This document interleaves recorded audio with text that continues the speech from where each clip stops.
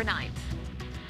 An Orange County couple found dead at a luxury resort in Mexico. What their family is revealing about their deaths that could be a warning to other tourists. Metro train passengers can now get to parts of LA County without changing rail lanes. What you need to know about the new regional connector.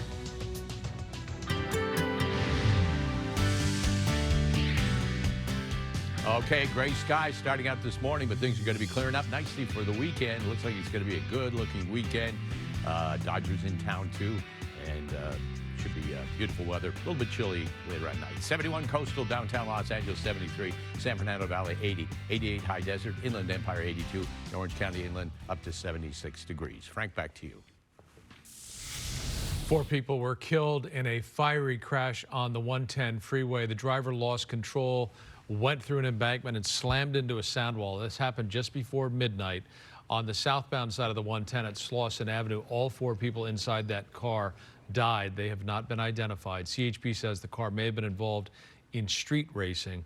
All lanes have since reopened.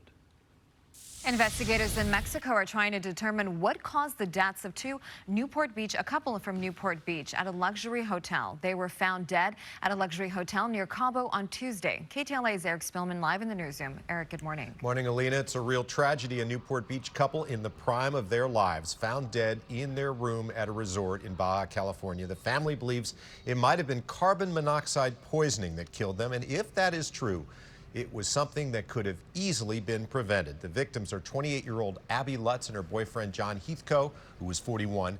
Abby's family describes her as wonderfully kind, with an adventurous spirit, a person who loved to travel. John is the founder of LES Labs, a nutritional supplement company based in Covina. A friend says he was into healthy living and liked to go on vacations to explore and do adventurous things. The 2 were staying at the Hotel Rancho Pescadero. It's in Baja California, located between Los Cabos and Todos Santos. The property is owned by Hyatt, and rooms start at $650 a night. On Tuesday night, paramedics found them in their room with no vital signs. There was no sign of violence. They'd been dead for 10 or 11 hours. The Baja California Attorney General's office says it is still investigating, but lists their cause of death as intoxication by a substance to be determined. The family of Abby Lutz says that substance could be carbon monoxide gas. On a GoFundMe site they set up, they write, Abby and her boyfriend thought they had food poisoning and went to the hospital to get treatment. We were told they were feeling much better a few days later. Then we received a phone call saying that they had passed away peacefully in their hotel room in their sleep. We have been told it was due to improper venting of the resort and could be carbon monoxide poisoning. Now, the hotel's general manager says that's not true. He says he does not believe the deaths were related to issues with the hotel's infrastructure or facilities, including carbon monoxide or a gas of any kind. Toxicology tests will reveal exactly how the couple died. Their families are now trying to bring their bodies back to the U.S. for burial. But if they were killed by carbon monoxide gas, that is something that has happened before to Americans traveling abroad. In May of last year, 3 tourists at the Sandals Resort in the Bahamas died from carbon monoxide.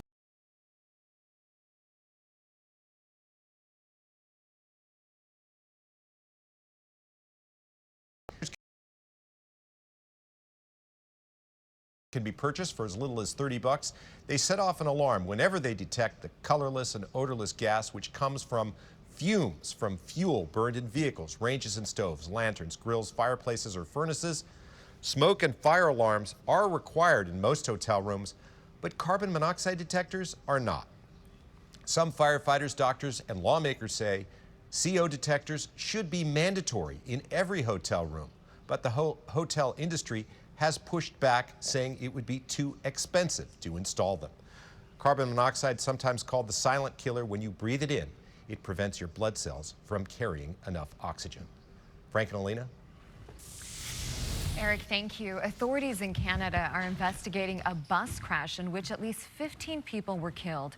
It happened yesterday in Manitoba, where a bus carrying 25 seniors to a casino somehow collided with a big rig. Several bodies were found all over the Trans-Canada Highway, where the bus was sent into a ditch on the side of the road. 10 people were taken to the hospital with what rescuers say were significant injuries. You'll soon be able to take a metro train between some parts of LA County, changing rail lines. It's without changing rail lines. It's a new regional connector that starts today. KTLA's Aaron Myers live in downtown Los Angeles with a look for us. Aaron, good morning. Good morning, Frank. These two new lines will be the A and E lines, and they will make getting around LA easier and quicker, according to officials. There are also 3 new rail stations that are opening up. One of them here behind me. This is the Little Tokyo Arts District station, and the new A and E lines will go through here. We're told the first rides will happen at noon today. The Regional Connector project combines the new A and E lines with the L line to form these 2 new rail lines.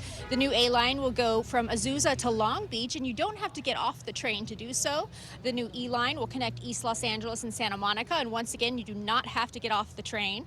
There are also these 3 new underground stations opening today, which include Little Tokyo Arts District, where we are, Historic Broadway, and Grand Avenue Arts Bunker Hill. These new additions, we're told, will provide riders with more direct access to downtown LA.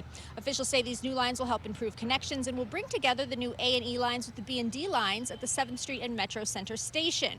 You can also transfer between the A and E lines at all 5 downtown stations.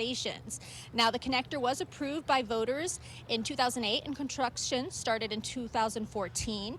It also cost about $1.8 billion and received nearly $1 billion of that from federal grant and loans and bonds from the state's high-speed rail project. Officials say this regional connector will help get people around LA easier and quicker. It's actually a 2-mile segment, and it's going to eliminate the need to transfer at Union Station and from 7th and Metro Station. So it's going to save people time, approximately 20 minutes of time as they go north-south across Los Angeles County or east-west across Los Angeles County.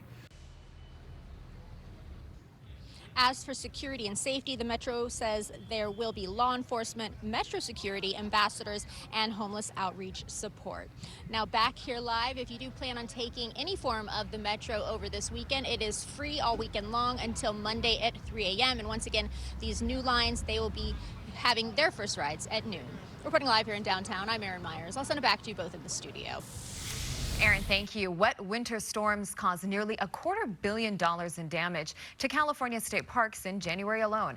That's according to a new report aimed at getting federal aid to repair that damage. Sea Cliff State Beach near Santa Cruz accounts for almost half of that amount after dangerous surf destroyed a seawall protecting a campground there. Most of the other parks impacted are on the Central Coast. This winter was one of California's coldest and wettest in recorded history. Yeah, we felt it, right? Still feeling it. Severe storms in Ohio sending debris flying through the air. The video shot in North Toledo yesterday. The storm brought damaging winds, large hail, flooding, possible tornadoes to parts of the state. This system even appeared to rip the roof off of a nearby building. There were reports of a tornado that touched down in North Toledo. The National Weather Service in Cleveland sent teams to confirm if that happened. No injuries reported. Can we see some sunshine? Can we talk about warm weather, please? It's story after story after story. Cold weather, storms, and everything. Tornadoes. But here, let me fill you in on some sunshine for the weekend. That's going to be the good news. And tomorrow, probably the hottest day in the next 7. 2 degrees warmer today at this hour than we were yesterday, while we hold at 66 right now. And humidity still up there at about 75%. Baseball, 7:10. The temperature is going to be about 67 degrees. And by the end of the game, you're going to be looking at temperatures of 64 degrees, and clouds are going to be moving in. So it'll be a little chilly up there, especially in the upper level areas. A high will sort of mitigate the onshore flow that we've been having from the lows, and that will all of a sudden really warming up. Here in the Inland Empire, about 80 degrees for Riverside and Eastvale, 83 in Hemet, Temecula at about 76 degrees. Los Angeles, 73, 76 for Saturday, Sunday, 75 degrees, a little bit of cloud, very little for the early morning hours. Inland Empire looks like it's going to be clearing out nicely. 88 on Saturday, Sunday at about 85 degrees and staying mostly clear all the way through the beginning of next week. Frank, back to you. And we have some breaking news from the NBA. The league has suspended Memphis Grizzlies star Ja Morant for 25 games to start next season. This comes after a league investigation in which Morant was seen on an Instagram live video back in May possessing a firearm. It's the second time Morant has been suspended for this kind